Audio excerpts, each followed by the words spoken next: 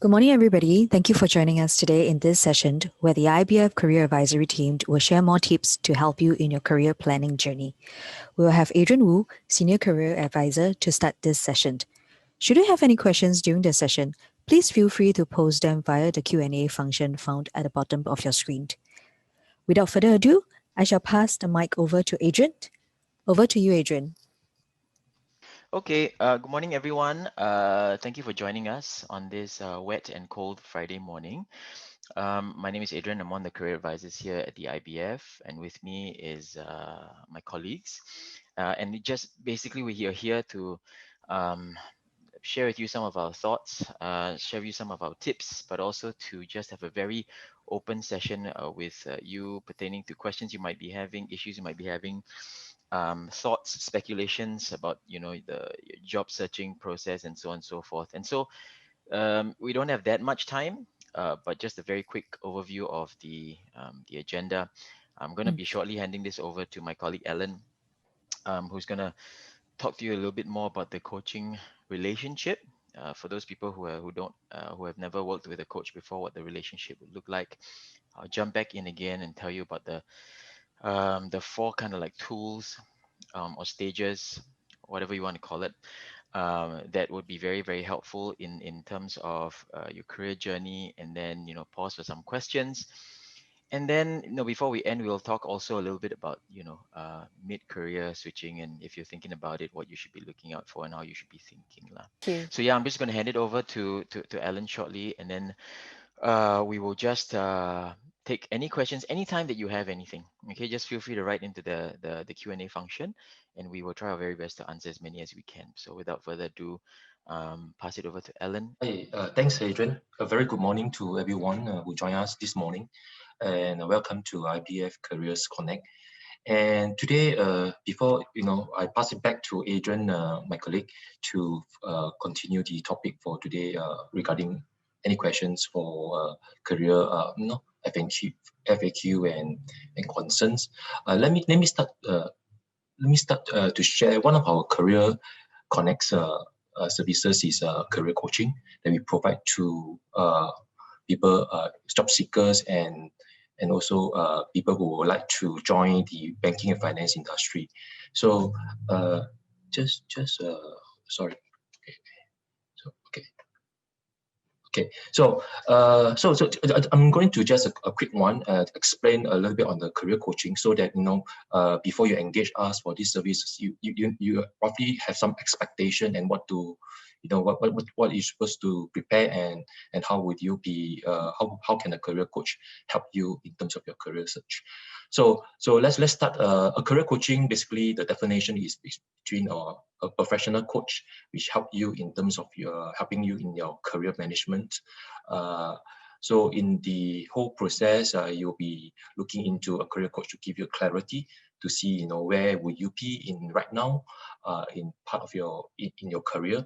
And also we a career coach will also work with you, ask you questions to understand what would you like to do, and why would you like to do this particular role, whether you are going to the next level or whether you are going to pivot your career.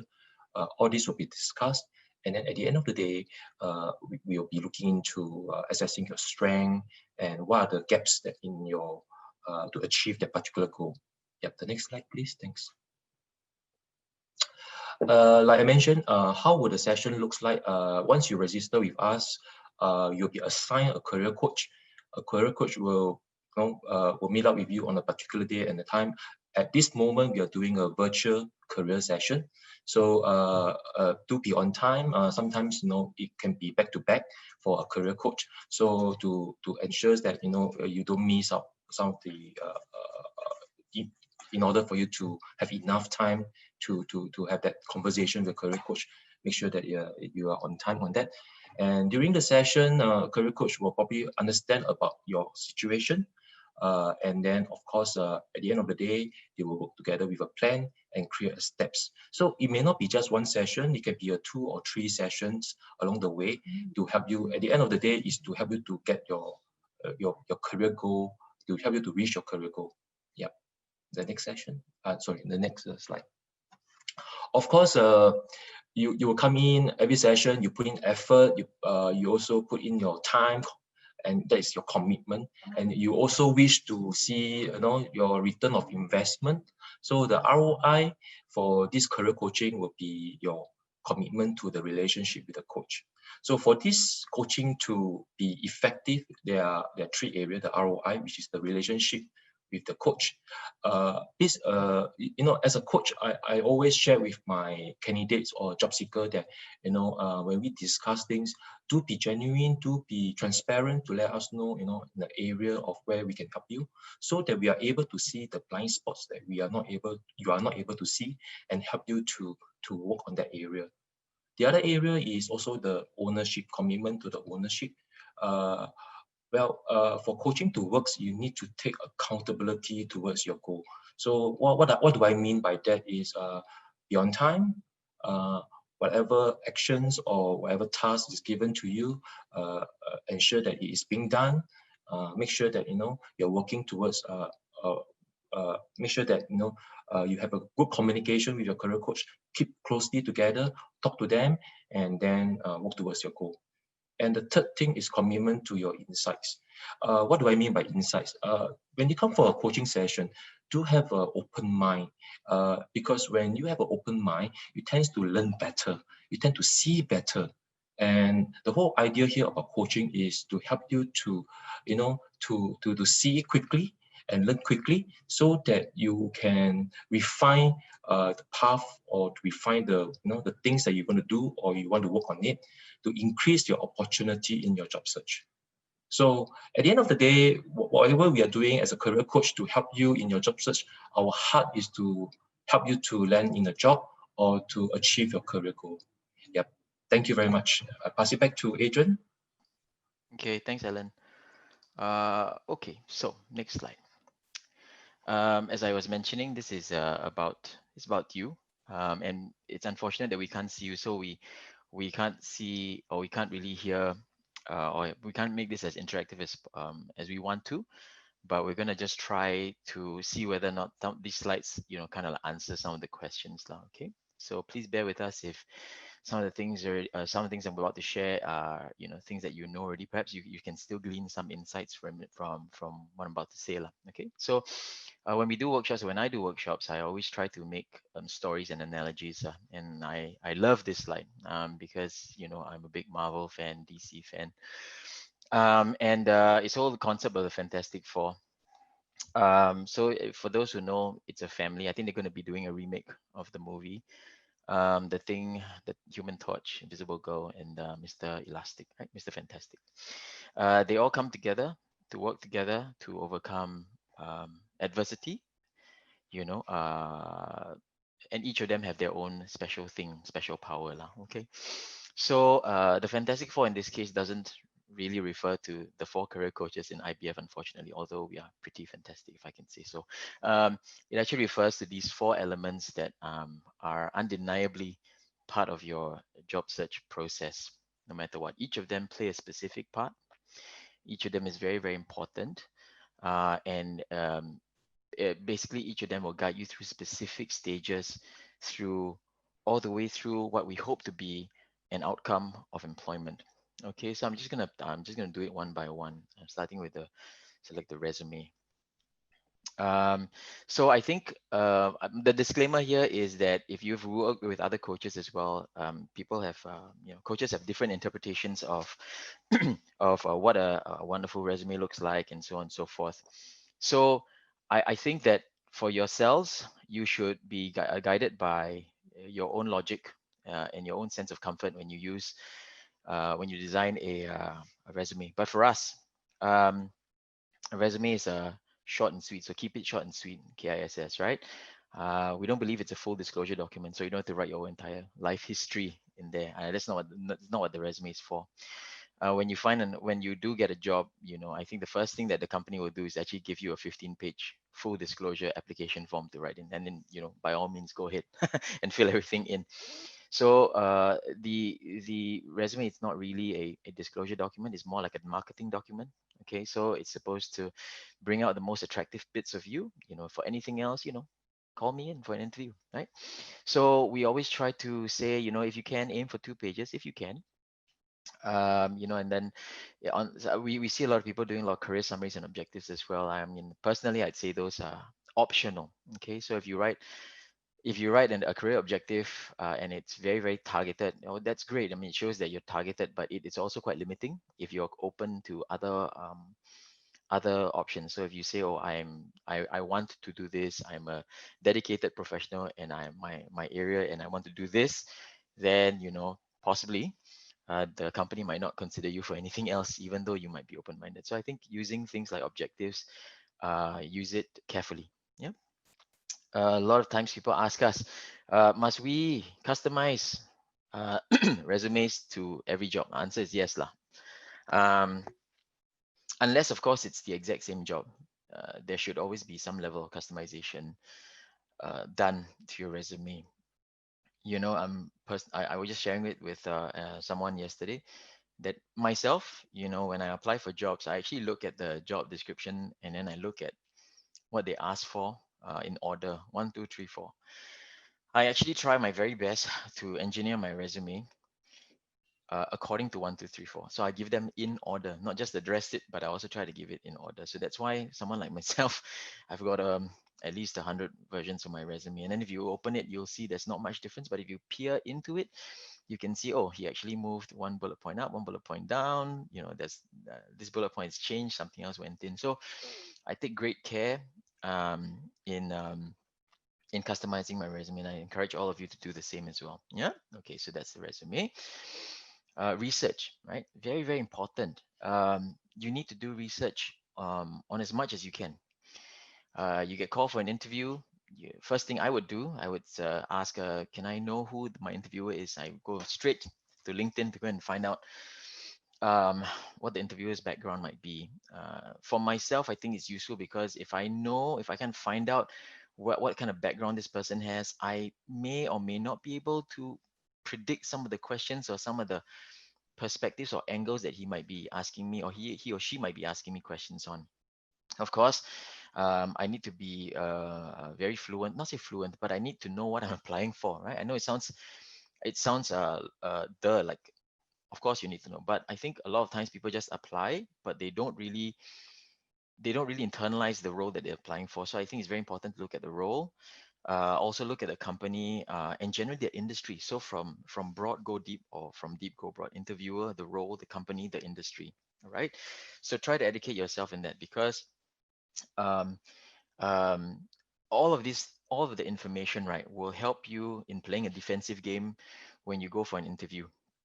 And I'll talk about it later. Okay, so the next point is information on company website, information not on company website. Of course, you have to be fluent with what the company does, right? Because another very normal interview question is, what do you know about us? What do you know about our company, right? So obviously, there's a lot of information on the company website, but even better if you could actually find out some newspaper articles or online articles about, oh, this company is planning to do a merger or a buyout of this other company. It's not necessarily going to be the website, right? So if you can find out about all these information, it will be very, very good, very useful for you. Okay. The third point is tying all of the information to your motivation and intention to get into the role, right? So interview might ask you, Tom, what do you know about my job, right? What do you know about the role? What do you know about the company and the industry, and why do you want to do it? Why do you want to come do this job? Why do you want to join us, for example? Those are very tough questions, right? Why us? Right? If there are other companies that offer you a job, why us? So those are very, very tough questions. But I think if you have a lot of information using research, it will, as I said, help you play a defensive game, so that whatever they throw at you, you can answer. Right? You won't get shot. Okay. All the information that you store, you keep it handy and you dispense it when necessary. So don't just like vomit everything out, right? And just show that, oh, I know everything about you. Keep it inside. When the time comes and they ask you, what do you know? You tell them what you know. What do you know about this? Why us? You tell them. So dispense it and uh, keep it handy, and use it when necessary. Okay, so research is very, very important, because if not, if you go inside and then you don't know anything about anything, then I think it's going to be a very short interview. Okay, networking. Networking is a critical tool, I find. this might be quite a horrific thing for some people who feel that they're not the networking type, but I personally think it's very, very important, especially in a COVID time like this, where there are X number of jobs and triple the number of people looking for opportunities right now. So I think getting helping hands and talking to people and making impressions are very, very important. Okay, so networking can, as I mentioned, industry networking events, university alumni networking events, association events like, the CFA, have regular networking events, networking with the people that you do courses with, or talking to ex-colleagues that you may have worked with that you never talked to for a while already. So networking is good, and let's be honest, it might not yield you anything, but I think at the very least it gets you into the habit of being comfortable about mingling with people and talking to people, right? The next point is seek and share perspectives, not necessarily go down there and say I am looking for a job, because it kind of scares people, right? What you try to do is you impart chemistry and share knowledge, just to extend networks and so on and so forth. So when I was a headhunter a long time ago, I didn't really ask people, oh, I'm a headhunter and I want to fill one of your jobs. No, my first engagement with people was, let me try to share with you what I know about the industry, but I also want to find out about your business. That's it. So I just want to make a relationship and impart chemistry. So chemistry, as you realize, later we talk about it, right, is very, very important. Um, yeah, it just helps people to um, gain an affinity to you, um, and that is psychologically affecting, I think, in my personal opinion. Okay, so the chemistry and networking and the way you network and what you do and what you say, very important. Now, and third point is LinkedIn. It's a must lah. The career advisors, myself, LinkedIn is one of the first tabs, and you open Chrome or Firefox or whatever, book, it's always LinkedIn. I search LinkedIn for a variety of things. I look for people, I look for opportunities for my job seekers. I look for information and knowledge, um, as well, in terms of the articles and so on and so forth. So for me, I think also, humbly recommend to you guys, if you don't have a LinkedIn account, or if your LinkedIn account's a bit dusty, time to undust it, because also it's a place where headhunters go to source for people, not just headhunters, but also the internal talent acquisition teams. They will go onto like places like LinkedIn to source for potential candidates, and you could be one of those. Yeah. The overriding thing, number four, is don't overthink it. People get very panicked. Oh my God, what I'm going to say, what I'm going to do, what I'm going to this, that. It's just a conversation. Really, it's just really a conversation between two people. So don't overthink it, because if you overthink it, I think you end up displaying a very artificial version of yourself. Just talk, right? And like what Ellen said, when you come for a career coaching conversation with us, just be yourself. Don't overthink it. Just talk. Tell us anything that's on your mind, right? So that was the overriding, like, thinking that you should hopefully adopt lah, when embark on networking, either face to face, which is a bit difficult now, or when you approach people on LinkedIn and so on and so forth, right? Okay. The next stage. All right. So you get an interview, and in this current environment, you can't really do face to face, which means to say you lose one critical dimension already, right? So you cannot shake hands with somebody. You can't be in the same room. So you really have to make up with the remaining dimensions that you do have, right? So if you're doing a Zoom or a WebEx or a Teams session, you have to make sure that your technical preparation and your physical preparation are there. What does that mean? It means that, dress appropriately, test your equipment the day before, the night before, make sure mic's working, fully charged. You have a backup mic just in case one fails. Make sure that you're not, the sun is not behind you, because if it is, the backlight is going to make you look black, right? Cannot see your face at all. Also, your facial and physical expressions, you know what I mean? If you can look into the camera. I know it's a bit hard because, for me, I'm presenting and I'm trying to recite the slides, but if you can, try to bring your eyes close to the camera as possible, so the person will at least see that, or at least see or believe that you're looking at him or her. Right, as I mentioned, point number three, rapport and chemistry is super important. in my humble opinion, it is just the one thing that gains you so much bucket of points, right? Versus the rest. So, for example, you go into an interview and you get along very, very well with the line manager, and your skill sets are, well, okay, reasonable. You're like 50% there in terms of what you've done and transferable skills. You take another guy who is like very quiet. There's a wall, there's a very defensive, I mean, doesn't want to share, not doesn't have that, rapport and chemistry with the line manager.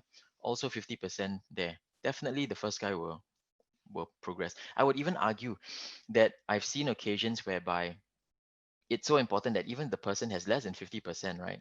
The likability of that person is so good that the person says, you know what, I can train this guy, right? I can totally see this guy with my team, working with me. And even though he's a bit lacking, I think that I'd be willing to train. So I've seen that happen a lot of times, especially, when I was, as I said, I was a recruiter, a headhunter. Lah. So rapport and chemistry, if you can establish that, immediately you get quite a big bucket of points, in my humble opinion. Okay. The fourth one also, I wrote this in because we often start with when we do career coaching sessions, right? We always ask people, hey, tell us about yourself, right? And just like any human being, right? The mind starts wandering off if it's a very long monologue, right? So I think that you should practice a storytelling style. If they ask you a certain question, try to answer it within 60 seconds maximum, so that the retention for them is very is good. The retention is good. Um, I think that people will be too polite to tell you, okay, stop. I think so they'll listen to it, but they will have to endure it if it's a bit too long. So try to make your answers like your resume short and sweet, about 60 seconds in a storytelling fashion, right? The last one is visualization before verbalization. It means don't let your mouth go faster than your head. Okay, it means sometimes when you're very panicked or kanchiong or whatever it might be, you tend to just rush through or just an answer, and you never thought of the answer well enough. That can land you into some serious trouble, because if they say, "Oh, that's very interesting. Tell me more about that," then you're digging yourself a deeper hole, right? So, visualization means think about it first. Think about it before saying it. Okay, and it's perfectly fine to take 5-10 seconds. For myself, I use holding statements like, someone asks me a question, I say, "Oh, that's a very interesting question. That's a very interesting question. Let me think about that." 5-6 seconds I can buy. So when I'm saying it, I'm actually thinking about the answer already, and then I try to give a proper answer best I can. So don't panic. Try to visualize it before you say it. Okay, so on the right hand side, right, is the I forgot to say, there's a QR code. The QR code is actually on point number 3, the rapport and chemistry, and I believe it links you to this article called likability, right? The power of likability. So if you want to go and, check it out, I think it's very interesting science, right? So hopefully that will give you some insight into how to tackle an interview properly, lah. Huh? Okay, I said a lot of stuff, and I think now it's about time for us to maybe I guess pause for some questions before I carry on. Any issues or any situations that you might feel pertaining to any one of those things, your resume, your research lah, your interview, and things like that. Is there anything that you have come across that have troubled you that you want to ask the Fantastic Four? Now, Fantastic Four, can I ask you all to just show your faces right now? There we go. That's one. That's another. Hello. Hi, Adrian. There we go, Lino. There we go. Okay. So guys, please feel free to ask questions. I'm seeing a full screen, so I can't really see the questions that are coming. So maybe you can trouble Jolene to help us field some questions. Yeah. Yes, hi, thank you, Adrian. Thank you, Adrian and Alan, for the sharing itself. It's insightful. So, I'd like to invite everybody to post the questions with regards to the slides and the that we have just shared on the whole job search process itself. So, there are some questions from the group itself pertaining about how to customize resume, and whether or not, right, they should approach a when they are customizing their resume itself, right, should they be sending multiple different resumes to one organizations. So yep, that's one of the question. So over to the floor.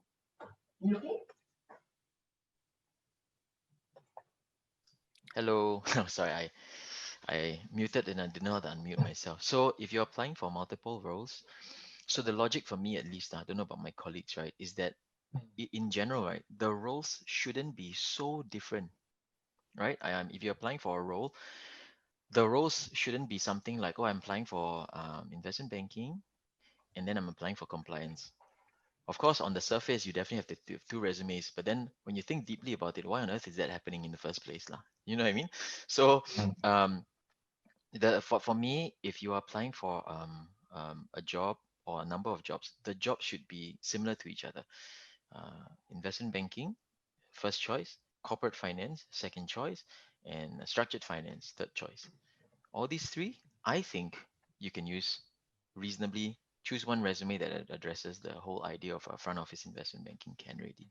The difficulty will come if you are applying for vastly different roles, I find. Um, so yeah, I think the system, if you apply, some companies will allow you to apply up to 3 jobs or something like that. But the jobs it in themselves shouldn't be that far, and because of that, the resume should be applicable for all of those things. I don't know what the rest of the guys think, Ellen and Lionel. Well, yeah, that's right. I think important thing is like a personal branding.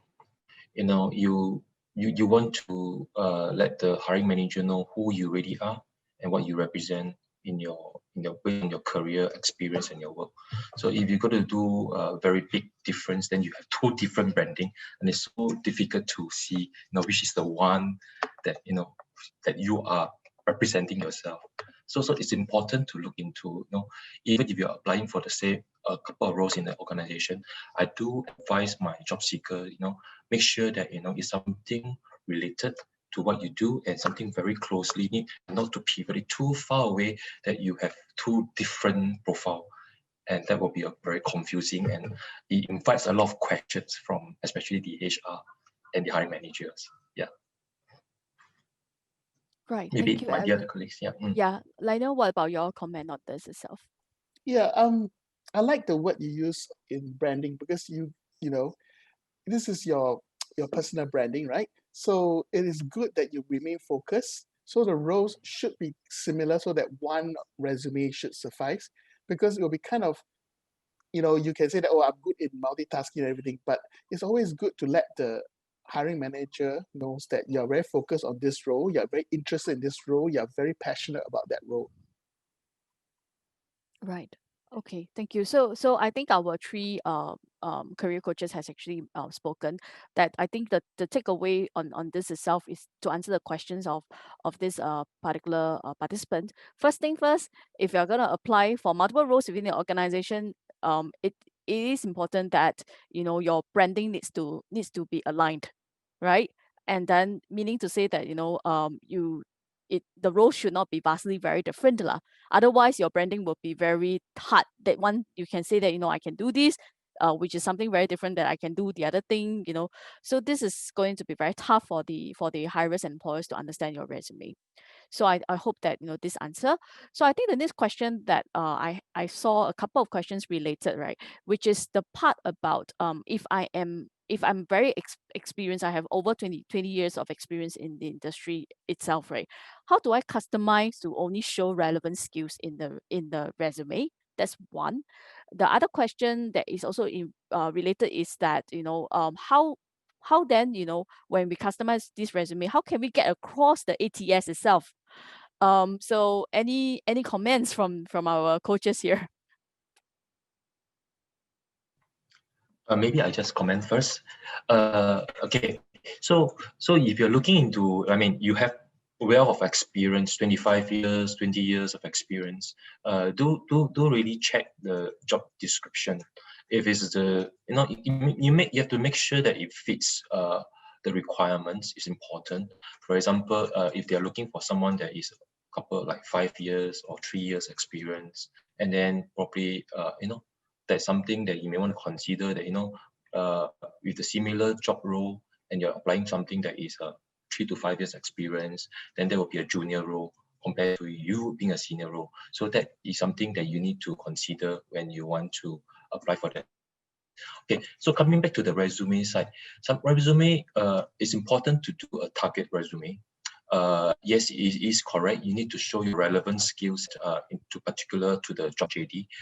Avoid trying to put in everything that you know all the years and make your whole resume looks like a thesis. Everything inside, all the chronological, all the details inside, it will be overwhelming.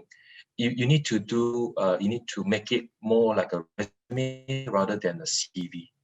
Yeah, so that people will understand the HR manager could be able to identify, you know, when they select the candidate for shortlist, they can identify, look at one shot, they can see, what do you have and what are the things that are relevant to the openings, rather than you allow if you're trying to put in everything, the HR manager or the hiring manager trying to find, all your information all over the place, and it's quite tiring, and they have so many applications on your hand.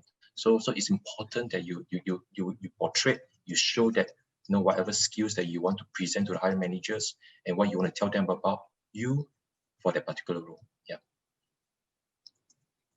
So Alan, thank you. So what about the part Mhm. about ATS? How do they overcome the Yeah. ATS then? Yeah, the ATS, of course, is something that,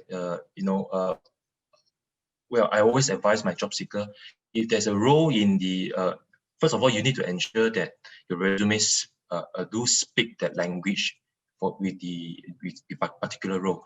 If they are looking for someone in the compliance and you're talking something about uh, other areas like probably in the IT uh, uh, or probably in the front office, like a relationship manager role. So it doesn't match, you see. So you make sure that your resume do speak the language, the lingual that is being used in the particular role. One of the few ways that I always advise my job seeker that, there's this application in the website called the Word Cloud. You can actually cut and paste in the Word Cloud, and then it actually appeared what are the keywords that you actually use in the resume. Does it resonate to that particular role? It's a simple application. It may not be as complicated, but it gives you an idea whether your resume is something that speaks to that particular role. And there are also a few ATS resume builder in website. One of them is Resist. You can use it. They are free, but if you need to unlock certain features, you need to pay for it. But that is just additional. If you are really, really into ATS, you can use that builder to build on it. Yeah. Thank you. Thank you. What about the rest? If Yeah. any comments with regards to how should a resume be structured um when when looking at ATS in order to overcome the ATS itself. Second thing is about how to customize the experience to a job. When I'm very experienced in a certain area itself. I have over 20 years of experience. How do I then choose to what are some of the steps to do the customization of the resume itself? Any feedback for the group that is attending our session? Okay, so I'm just gonna jump in. Me personally, I've got, I don't know, 20, 22 years of experience, not giving away how old I am. Huh? Okay. And for myself, I always set a limit. I say I will never go beyond 2 pages, my resume. This is my own challenge to myself. And so how I do it is that when you think about my background, let's say hypothetically speaking, let's say I want to apply for something to do with sales. Um, I will not give them a full disclosure document. That's why I said, right? So I wouldn't do it. I'll look at my my, how do you call it, my root resume, the resume that's everything inside one, and from then I will just start picking and choosing. So for example, for those who know me, I spent about 10 years in headhunting, and then 10 years in coaching in universities. So when I go back, okay, NUS, right? NUS, I did a lot of stuff, but I'm not going to say so much on the other stuff. I'm only going to highlight the salesy kind of stuff, which means to say business development with companies and so on and so forth. So I might put just one bullet point on coaching undergraduate students, but the rest of it I'm going to enhance. I do a lot of business development, a lot of KPIs, a lot of placements with students, right? So I prospect, and I try to close.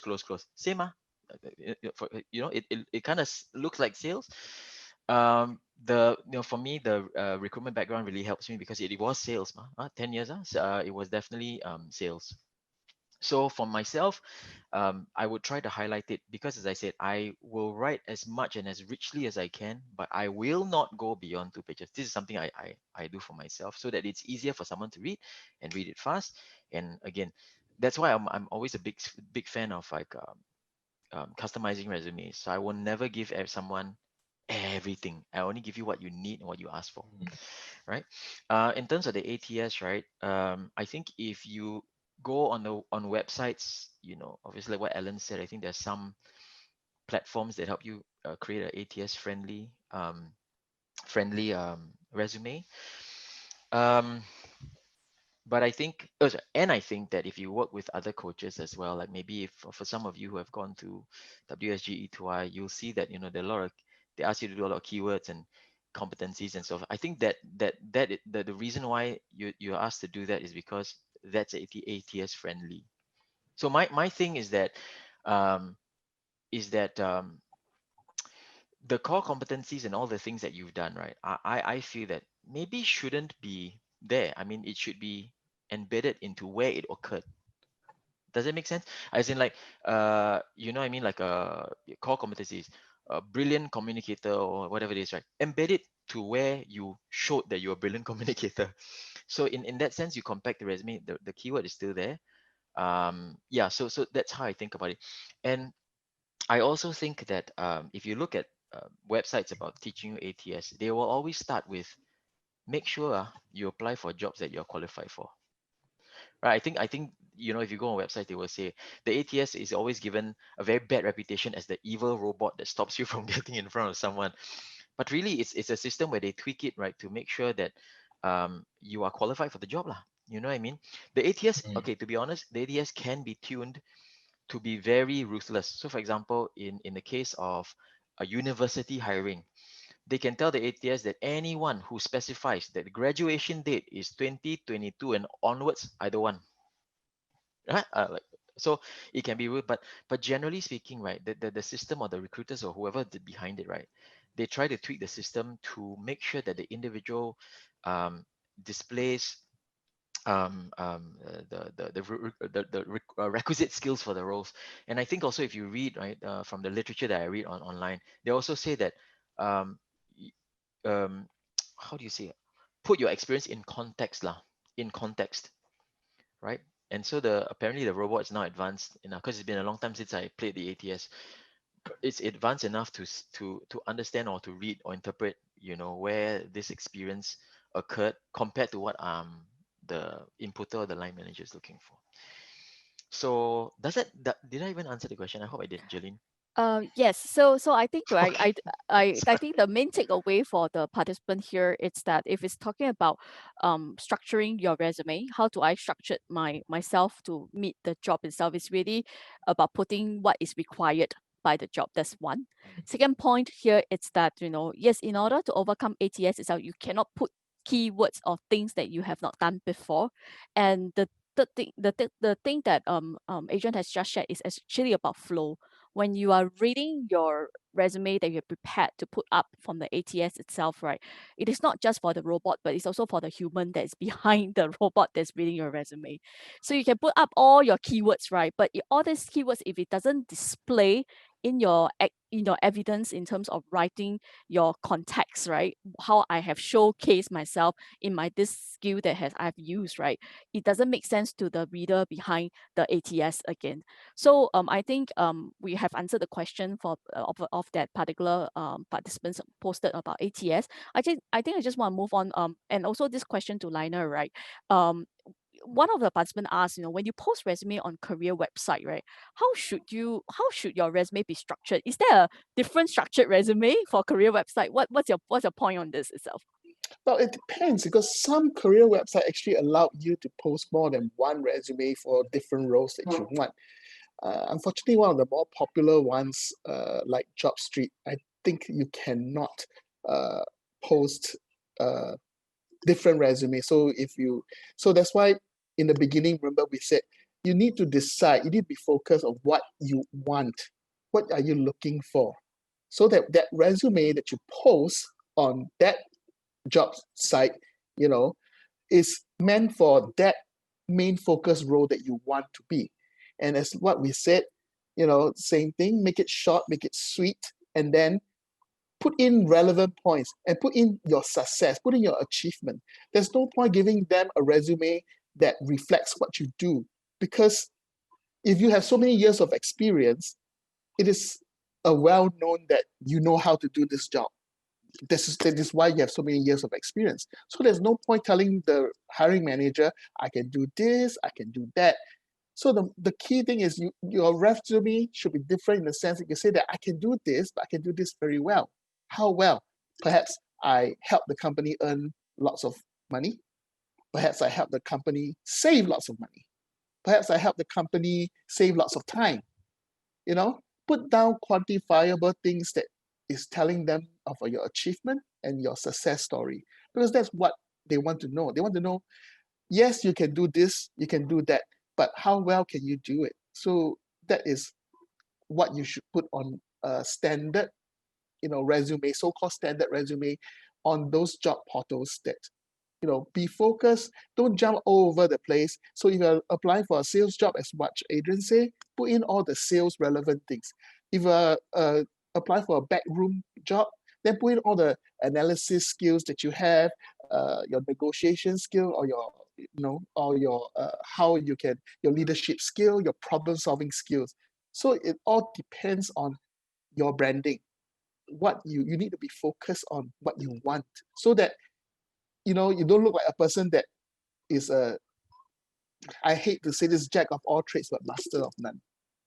Thank you, Liner. So I think again, to answer that participant's question itself right here today, it's that and as what all the coaches have said, you have to be specific, and you need to show your personal branding when you are putting your profile or your resumes on the career website itself, right? You cannot say on one hand that I am a product development, a salesperson, and on the other hand you tell at other websites or other career pages that I'm also a compliance and an IT person as well. So it cannot be vastly different. I think that is what we are trying to say. You have many years of experience. The important part here is that, in this many years of experience, right, what is really your key expertise? And looking at the job opportunities available in the market today, right, how do you fit into those opportunities, and do you see this as a career journey, or rather the career goal for as part of your career journey? So I think that should answer that question. So we have quite a number of questions about resume again. So I think I just want to have these last two questions. I think the first question here is about career gaps. Okay, so we have participants here saying that, if I have career gap, how do I address that? And another participant asked, right, Patricia actually put up this question that, if I have a few contracts, right, contracts that are even in the duration of 2 months itself, should I include in my resume? So I think these are the two questions I like to pose it. Perhaps to Lionel first, since you last spoken, right? What do you think about the part about career gaps? How should the resume address about that?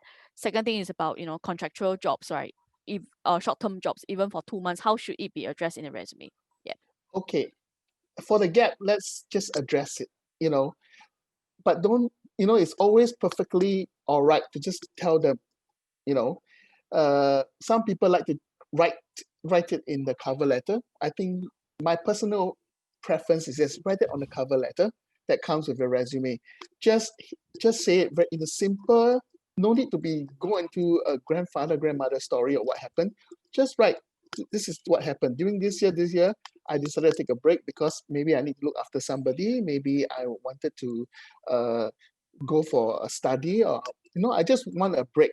It's perfectly fine nowadays just to address it. But the important thing is, during this break, sometimes they would like to know, how did you keep yourself up to date in the market? How did I keep myself abreast with things that's going on? So you may, just very short, simple, say, on LinkedIn, I follow this, I follow that, I keep up to date with the latest practice. It's up to you to find. There is no right way or there's no wrong way. But the key thing is, don't keep the elephant in the room, just address it. Let the hiring manager know why there was a break. As for the short contract, the keyword is relevant. Is it relevant to the position that you're applying for? You may want to just write a line, okay, for 2 months, I'm doing this, finish, right? You don't need to go into detail, oh, in this 2 months, I did this, I did that. Again, because as what Adrian said, we like it short and sweet. So put in things that are relevant to the role. If that 2 months, you learn something or you achieve something that's fantastic, go ahead, put it down. In these 2 months, I managed to close, 20 deals and earn the company a few hundreds of thousands of dollars. Put it down, right? So the keyword is always ask yourself, is it relevant to the role? If it is, you learn something, it's going to be that will contribute to the role that you're applying for. By all means, put it down. But if it's not, then it's a judgment call for yourself. You may just want to put a simple line, for 2 months, I'm this. That's all. You don't need to describe what you did or how, because the name of the position most probably would let the hiring manager know basically what you are doing in that position. Oh, sorry. Thank you, Liner. So I think again it's really about a place where what you're playing, right, in the past, whether or not it's relevant to the particular job role itself, and also to address, don't keep it in the in storage, and hide it away lah, about your career gaps as well. Be upfront as well. Okay, so okay, we'd like to move on to the next segment. Over back to Adrian first to talk a little bit about the segments that you want to talk about What's the happening? Hang on, mid-careers. What's happening? Oh, okay. Yeah. Okay, can you hear me? Yeah.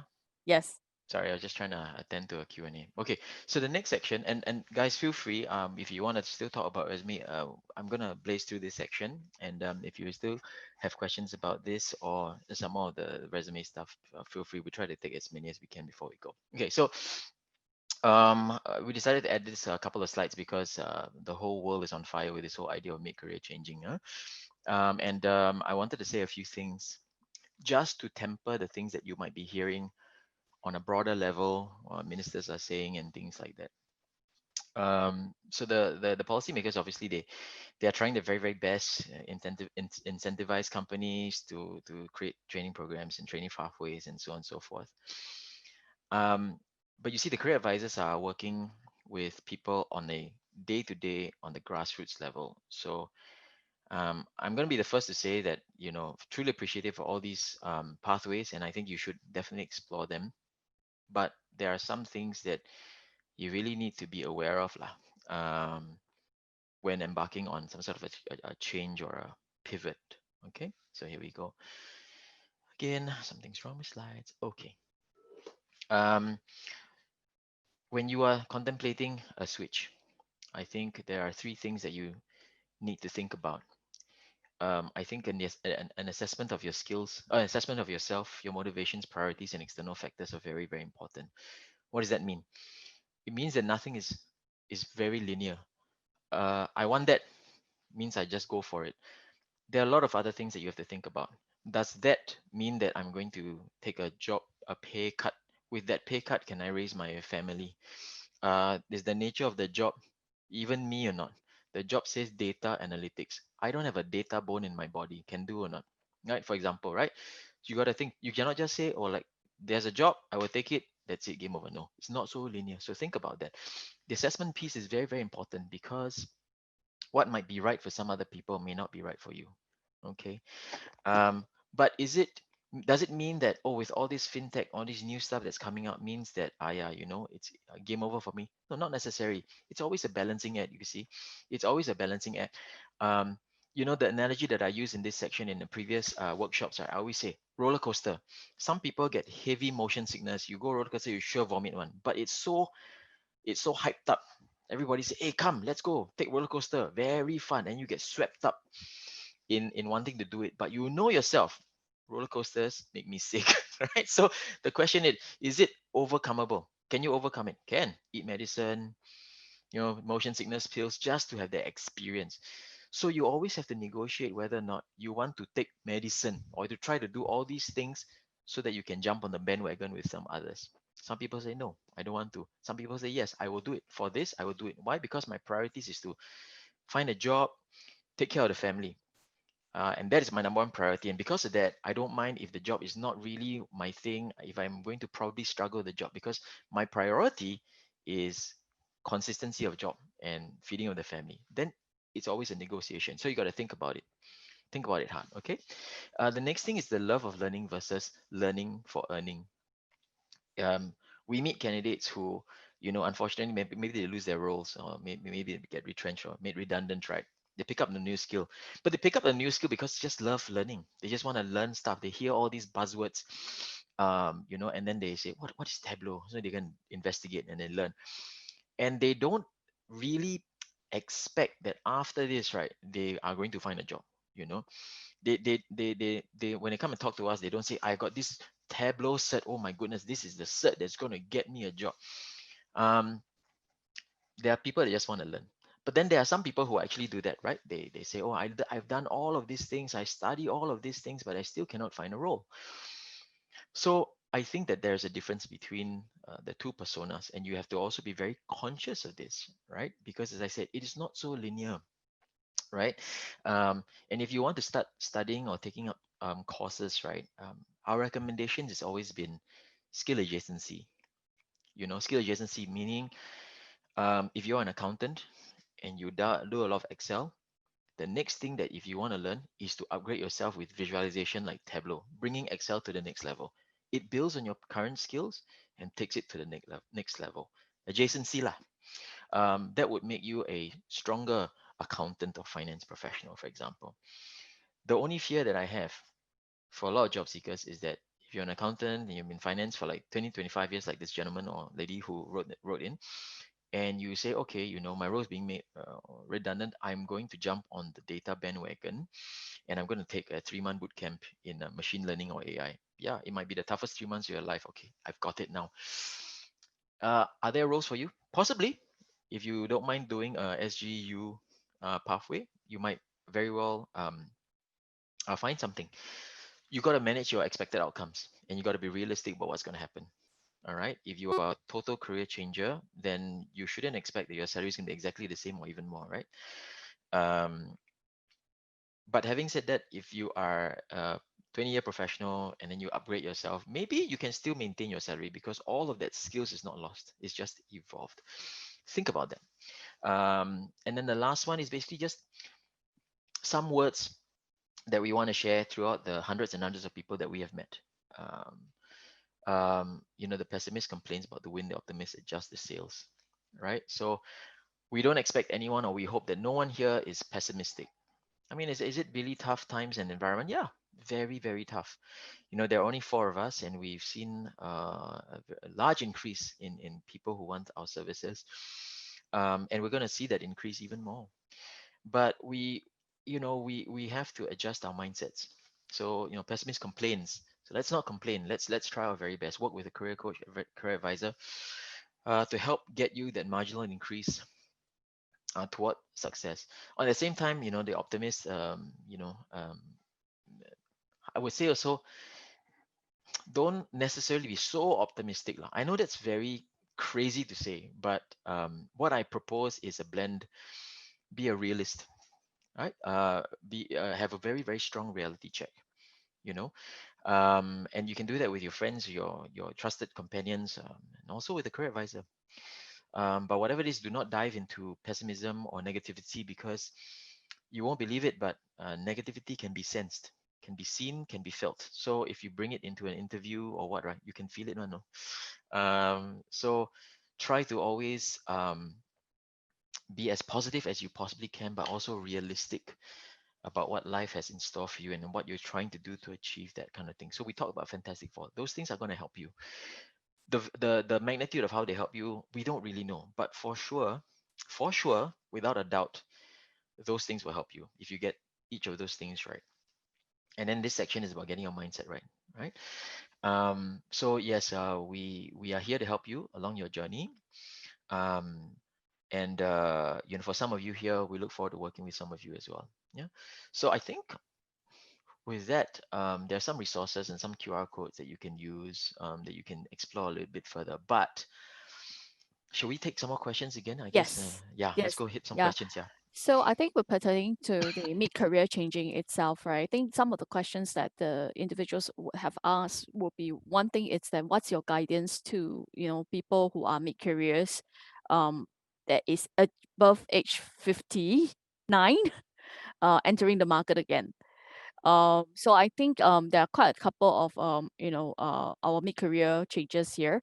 Wanted to find out a little bit more what is the financial industry like, in terms of hiring, and also what are the possibility for somebody that is in their 50s. Yeah. So I think can I maybe direct this question to Adrian first? What's your view about the Which one? financial services industry openings at this Oh, juncture? Has it Patricia's slowed one for down? sure. Yeah. Oh, Patricia. Patricia, I think this question you can, if I tell you what to do, you can find the answer. You go to any of the 3 local banks career pages right now, and you see what's on page 1, 2, and 3. So I don't think that the finance industry is changed or reducing roles. I think it's what it is evolving, it's changing, right? So when you see, like, for example, DBS, right, I guarantee you, first page, or the freshest roles are, it's what, Java engineer, cybersecurity people. It's evolving. So there are definitely roles in FIs, but I think that we are seeing an evolution of roles. Um, um, but if I interpret your question again, then is there a reduction in older roles? I think yes. I think there are a reduction of all so-called older type of roles. But I think the industry is still growing. It's just evolving. So there will be jobs, but there'll be different kind of roles coming up now. Yeah. So that's Patricia's question. Thank you, Adrian. So I think I think to the group that is attending our session today, right? The quick answer to that question is that, are there still roles? Yes, there is, but the roles are evolving with new skills and also with new requirements. So important to take note about what are the skills and requirements. So I think relating to this itself, right? Then what would be the skills and requirements to these jobs itself, that the coaches that is in the session here today, right? What would you say that, for somebody that is pivoting, right? Someone who has totally zero experience in financial services itself, right? What is actually your views, and also what would be your suggested steps for these particular individuals when they are taking the career transition itself? So if I could direct these questions, right, to Alan, what advice can you give this person that has zero experience in financial services, looking with some other experience in telco infrastructure, oil and gas itself, right, coming into this industry? Yeah. Thanks, Lynn. I guess if you have zero experience in banking and finance industry, then you're really interested into banking industries. First of all, you need to identify. You got to ask yourself this question that probably deep inside you, that what are the roles that you are interested in? What are the roles that you are key? And then look at the particular role, understand the role. We have a very good financial skills framework in IBF, right? Take a look at the job description, take a look at what is required, and then ask yourself, from that particular industry that you came from, what are the transferable skills that you think that you will, you can add value, or you probably will be one of the key skills that you can do the job that you're interested in. Yeah, so it's really a lot of homework, a lot of understanding yourself. And of course, coming to the banking and finance industry, there are, of course, if you are in a manager role in the non-banking industries, but you would like to go into a manager role in the banking and finance industries, if you're talking about position, then again, it also depends on whether that particular role in the banking industries, you may not need to have understanding about the banking industry thing. Probably that particular role will require you to have more skill set than the understanding of how the banking and finance industry. Let me share with you a little bit on that. For example, key skills, infocom skills, technologies that you have. I think during the last couple of weeks, the growth table seminars have shown that they have a few of the non-banking industries candidates join the banking industries, specific skill sets are required in the banks. So these are something that you want to check it out. Whether the skill set that you have that really requires, or is it a hot skills that the banks are required? Because the banks are actually more open to accept technical skills, some skill sets that from other industries to that particular industries. It's really a supply and demand thing now. Okay, so I think to answer, I think what Alan has said, right, it's that there is no fixed rule. No fixed rule to say that there is a particular job, right, for people who are transforming, coming from other industry, coming into the banking and finance itself. The first thing that you probably have to ask yourself is that what is actually your relevant skill set that is demanded by this particular role, which you are interested to apply, and where do you stand in that particular application itself, understanding what are actually your relevant skills. And this relevant and transferable skills has to be something that is unique. It cannot be very functional. If it's very functional, it means that it's not going to be easy, because you're going to have a lot more competitions that's going to say that, hey, I also can apply for this job, right? So I hope that answered this particular attendee's question. Okay, so moving on to another question. I think again about mid-career itself, right? I'd like to pose this question maybe back to Adrian again.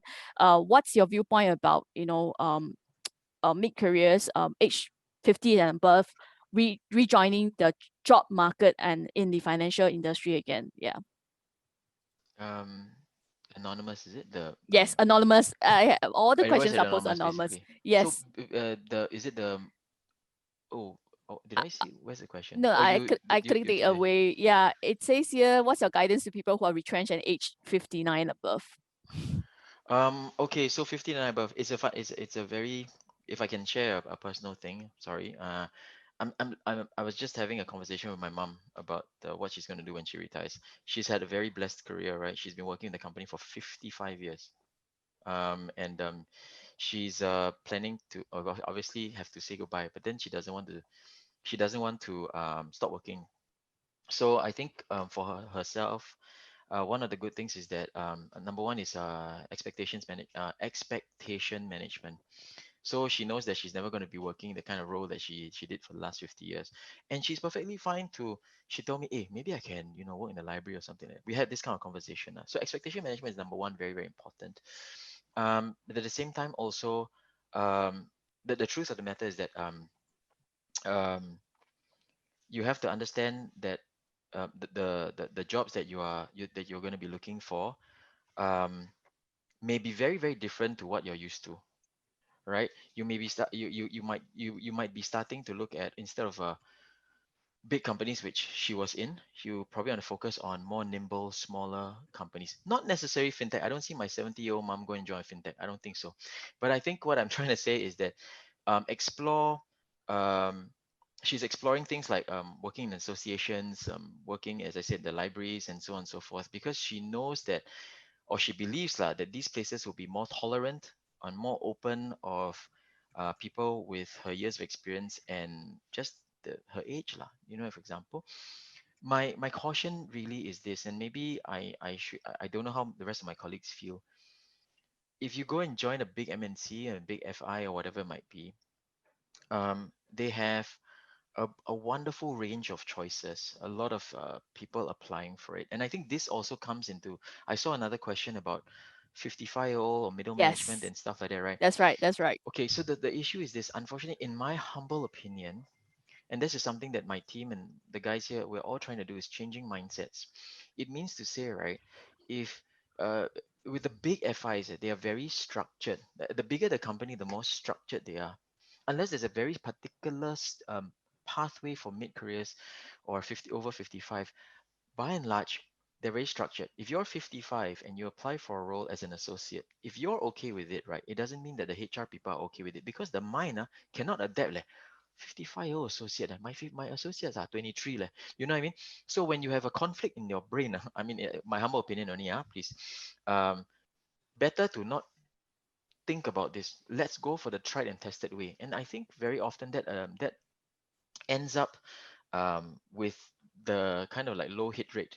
You know what I mean? Because of the choices that the big companies have, right? Why think of trying to put in over 50% when I have a lot of supply, 20, 25, 30, 30, whatever it might be, right? So that's the honest truth, my humble opinion, how I feel. And that's the reason why I feel that, oftentimes, you are okay, to take a lower salary or whatever it is, but the company may not be okay. So I think that while we are trying to change mindsets, and I think the government is, the authorities or agencies are trying to do that too. I think it's wiser to look at companies that are perhaps a bit smaller, uh, arguably even not that well known, right? As your first um, point of exploration, rather than, oh, I got a hit on DBS, OCBC, UOB, and so on and so forth. I feel that looking for big companies, especially when you're mid careers, right? I'm not saying it's impossible, but I think it should maybe be plan B or plan A1. Plan A is maybe smaller companies, A1 bigger companies. So that's my opinion. Yeah. Mm. Thank you, Adrian. So I think to answer off the participants' question itself, right? It's important to get back to the industry first, the workforce first, by doing things that it's a lot more hanging.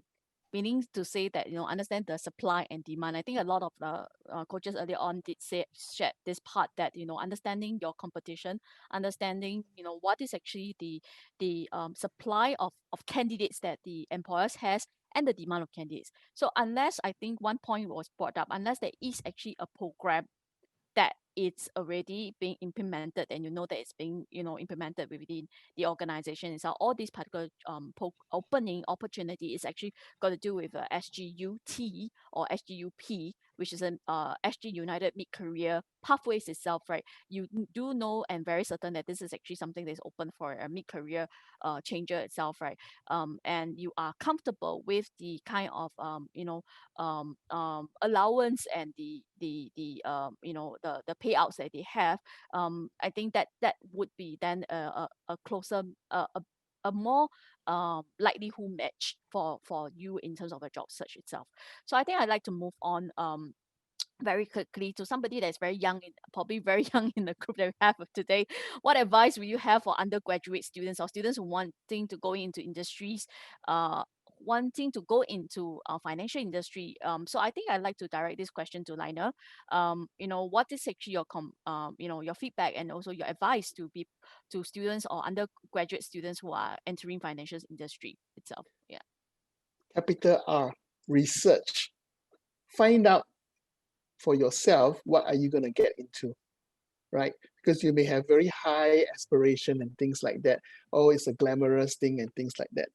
I would suggest that you do a research to find out which are the roles that suits your personality, perhaps suit the skill sets that you acquire during the undergraduate years, where you join whatever CCA or anything that you join, or anything that you have been doing so far that you feel can be of relevancy to the position that you want to go, right? Because number one, you did not have any job experience per se, right? So the other advice is, while looking and researching, volunteer. Volunteer for things that is closely related to things that a certain role needs to have. Perhaps communication skills, right? Perhaps negotiation skills, perhaps adaptability, flexibility, things like that, that that if I want to go to retail banking or private banking or whatever, or whichever roles a function that the financial industry have, do a quick research. And if you haven't done so, create a LinkedIn account, start networking with people that are already in there, right? Ask them. I mean, I'm sure they'll be very nice to answer your question. Maybe some of them may not but there will be people that are willing to let you know what are the things, what is the day of life as a, a retail banker do? What do they do? Ask them, what are the challenges they face? What are the things? So that you have done your research, as knowledge is power. So that when you apply for the position, you stand out different from another undergraduate because you did your research. So your resume will have more substance to show that you are aware of what this role entails, right? So that would be my advice. Research, do your network on LinkedIn, volunteer, so that you can equip yourself to be in a better position to apply for the jobs that you want to apply. I'm just gonna say just a couple of minutes because um, before I joined IBF, I was teaching at NUS, the business school. So I don't know where this young person is coming from, but I think the most successful undergraduates that I've worked with, right, the ones that even impress old person like myself, are the ones that have this uncanny ability to focus. They're very, very clear. I don't expect everyone to be clear, but I don't know about your year one, year two, year three, year four, whether you did internships and whether the internships were good and whether internships were following a common thread. So that one plays a part in terms of how your resume looks like and what you're applying for, like what Lionel is mentioning. I think the number one thing for me, apart from the research, right, is maturity. For me, I have very rarely seen, and when I do see it, I'm very impressed. A person who is in his 20s with an, an articulated version or vision of his or her career. Mm. You see, for Jolene, myself, Ellen, Lionel, we are expected to know what we want from our lives because we already past that age already. For a young person, generally speaking, right, the market thinks you're still young, give you a chance. But so impressive if a young person can develop that maturity and that vision right from start. For me, it's very, very impressive. So when I do mock interviews with students, I always ask them, okay, come, what are you interviewing for? So they tell me, oh, investment banking. Okay, why?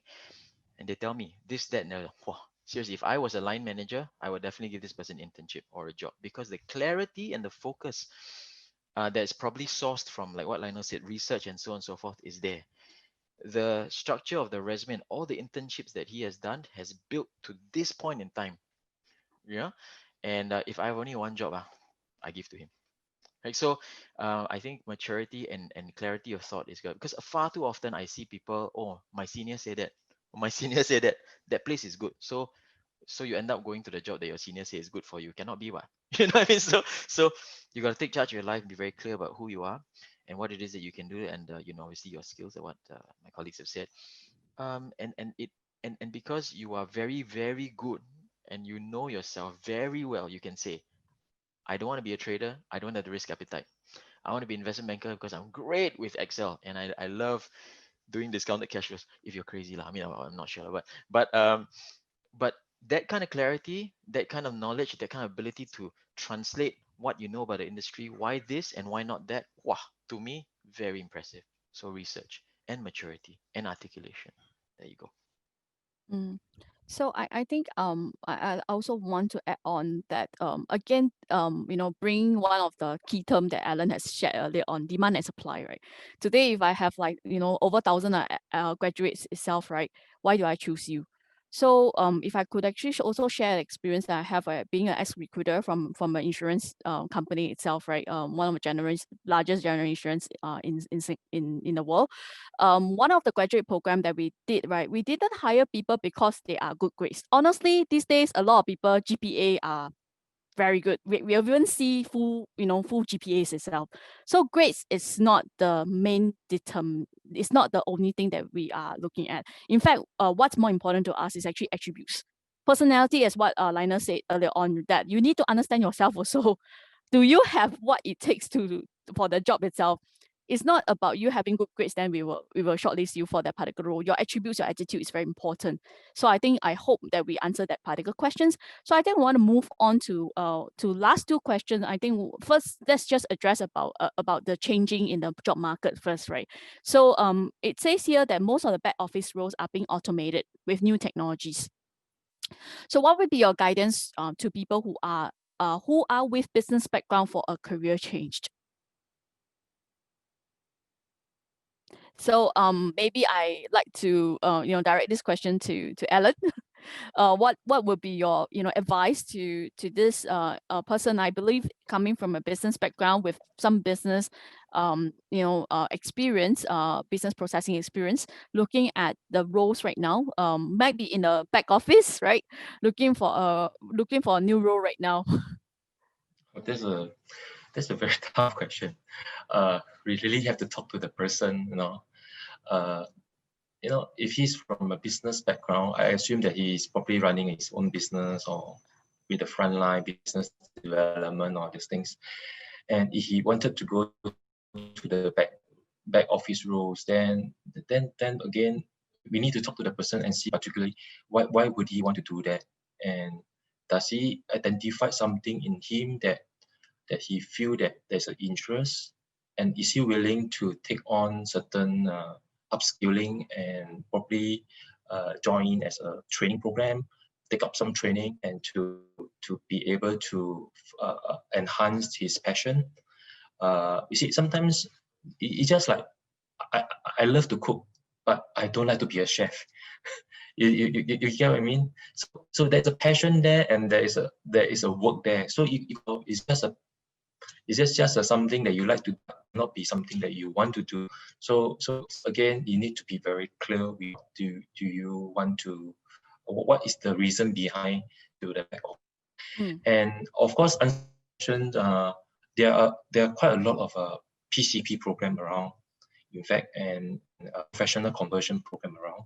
If you are really serious about doing certain jobs like in the tech role like AI, security, yes, then you have to be realistic in terms of your position, titles, your pay, everything, willing to go into to take on a PCP role, to convert yourself, and then or even take a and train programs or traineeship program into the area, and then from there put in all your passion, reason why you to go on that area, to on that.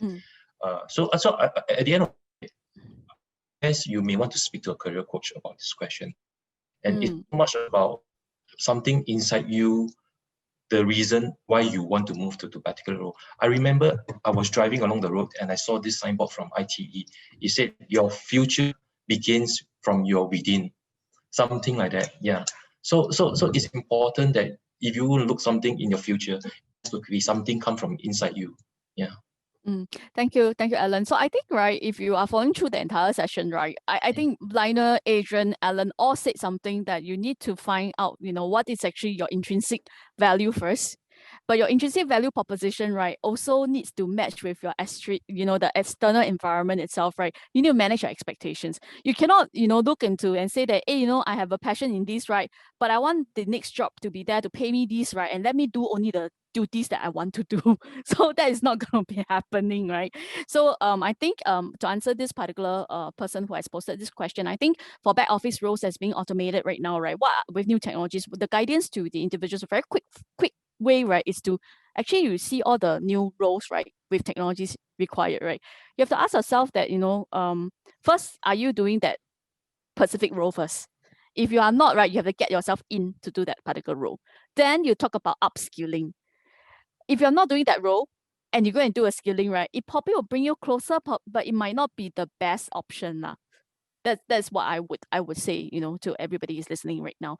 So I think I'm going to move back, to one question here about, do we have sample resumes to hand out, right, for people? I think my answer is no.